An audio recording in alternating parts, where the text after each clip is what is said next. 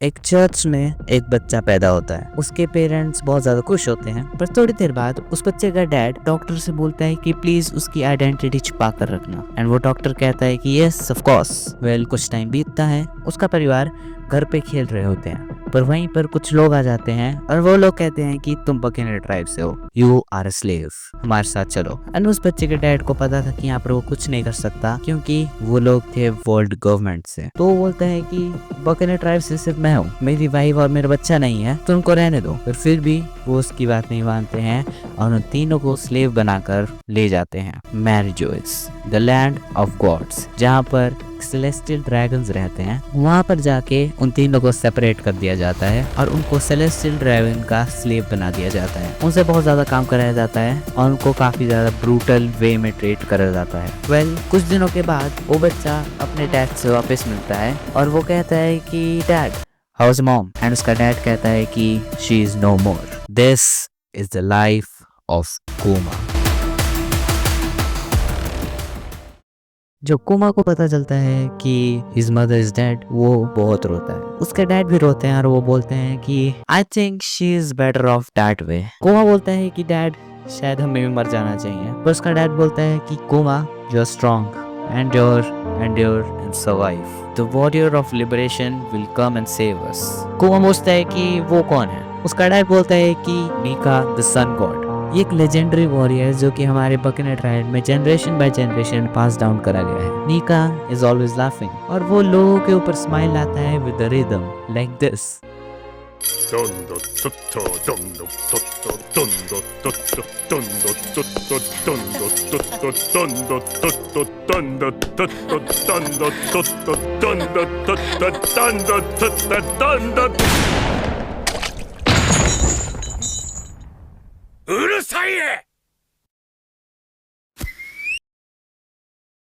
His dad was shorted just because वो ज्यादा शोर कर रहा था।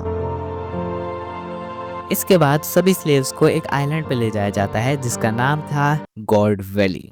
Yes, this is where happened the God Valley incident. And उसके बिहाइंड द सीन क्या थे, सुनो। वहां पर हो रहा होता है एक सेलेस्टियल ड्रैगन्स का कॉन्टेस्ट, एक स्लेव्स को मारने का कंपटीशन। एंड ऑफ कोर्स हमारा कुमा भी उधर स्लेव होता है, पर वो वहां से भाग निकलता है। पर वहां पर वापस से उसको पकड़ने के लिए लोग आ जाते हैं। He cried for help, पर फिर भी उसको मार मार के वहां से बेहोश करके ले जाते हैं। पर जब वहां से वो उनको ले जा रहे होते हैं, वहां पर दो लोग आ जाते हैं, इवानकॉव और जीनी।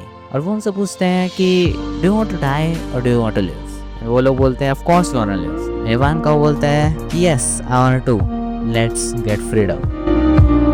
वेल, ऊपर से बताऊं तो प्लान ये था कि ये जो कॉन्टेस्ट था इसका प्राइस था जो कि थे डेविल फ्रूट्स। उस आइलैंड पे 2 डेविल फ्रूट्स थे जो कि एक विनिंग प्राइस के तौर पर दिए जाने थे। और इवानका को कैसे भी करके पता चल गया और उनका प्लान ये था कि उनमें से कोई एक, उन दोनों डेविल फ्रूट्स में से कोई भी एक डेविल फ्रूट को खा ले तो वो यहाँ से निकल सकते हैं। पर इसमें एक प्रॉब्लम थी, इतना बड़ा कॉन्टेस्ट हो रहा था, पूरे सेलेस्टियल ड्रैगन्स को कंपटीशन चला हुआ था, गार्ड्स की नजरें उस डेविल फ्रूट पे होनी थी, पर वो इतने बड़े सिक्योरिटी लेवल पे उन डेविल फ्रूट्स को कैसे ले सकते थे? It is possible and it is actually right, but it is possible अगर उस आइलैंड पे कोई खतरनाक पायरेट क्रू आ जाए।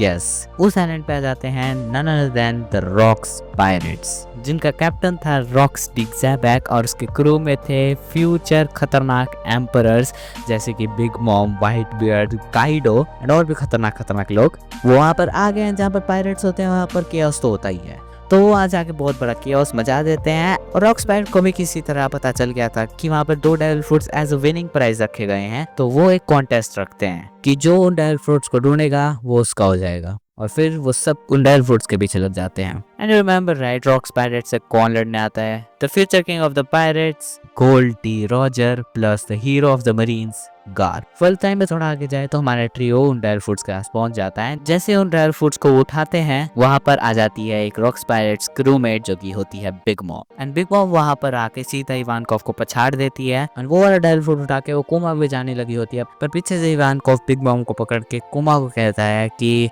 कुमा, run and eat the dead food. If even one of us survives, it is a win-win.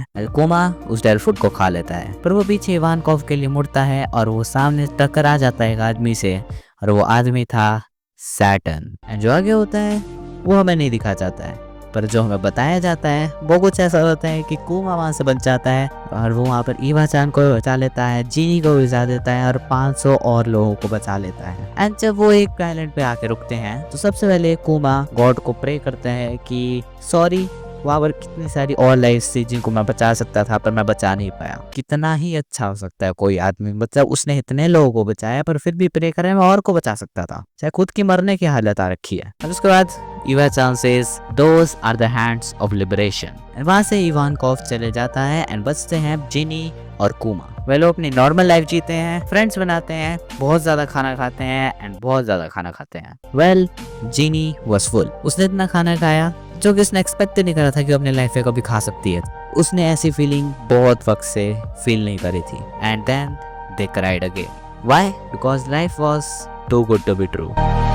Well, time बीतता है और ये जो मैं अभी बताने वाला हूँ ना, ये कवर करना बहुत इंपॉर्टेंट नहीं है, पर मैं बताना चाहता हूँ कि how good of a person Kuma was. Well, Kuma की पावर को पहले हमें समझना पड़ेगा। कोमा की जो पॉप ऑफ फ्रूट की पावर है उसकी वजह से अगर कोमा किसी भी चीज को टच करता है तो वो उसको बहुत ज्यादा नॉकबैक दे सकता है, मींस बहुत ज्यादा दूर फेंक सकता है।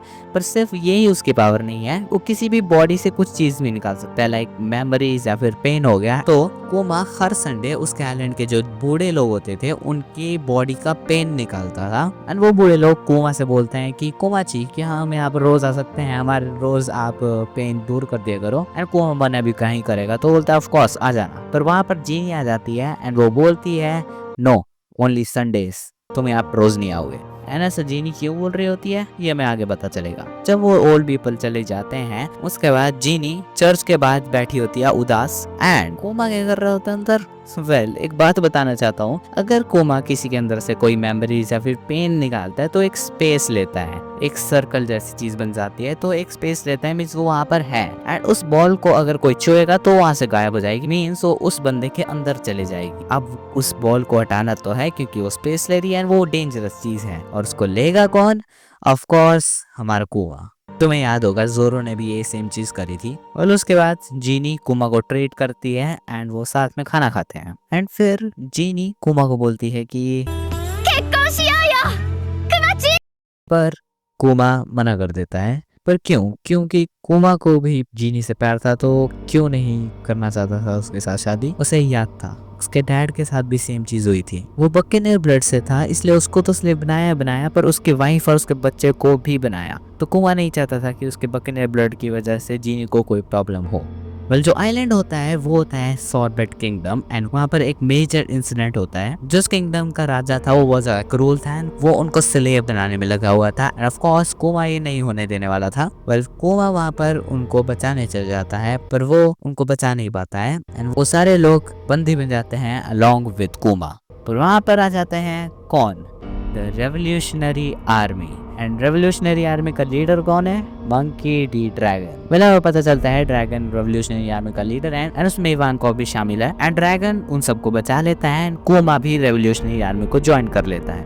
एंड फिर हमें पता चलता है कि जीनी ने भी रेवोल्यूशनरी आर्मी को ज्वाइन कर दिया है। एंड जब जीनी अपनी टीम के साथ बात कर रही होती है तब हमें पता चलता है कि वहाँ पर कोई तो है। एंड देन ड्रैगन को एक कॉल आता है एंड सामने से बताते हैं कि जीनीがさらわれた。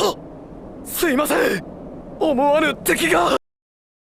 और ये सुनकर कोमा बहुत ज्यादा ट्रॉमेटाइज्ड हो जाता है। वेल, जीनी को किडनैप करा होता है सेलेस्टियल ड्रैगन्स ने to be a celestial dragon's wife, या इसलिए। वेल, इसके बाद कोमा हर जगह जाता है जीनी को ढूंढने के लिए पर उसको कहीं भी नहीं मिलती है। एंड अब 2 साल हो गए होते हैं जीनी को गायब हुए। एंड फिर उसके बाद हमें एक लड़की दिखाई जाती है जिसके शरीर पे पूरे ब्लू स्टोन से भर रखे होते हैं एंड उसके साथ एक बच्ची होती है। एंड फिर हम देखते हैं इवानकोव को जो कि कोमा की तरफ भाग रही होती है एंड वो कोमा को कहती है कि Kuma, there is a call for you. Line पे होती है और कोई नहीं, जीनी।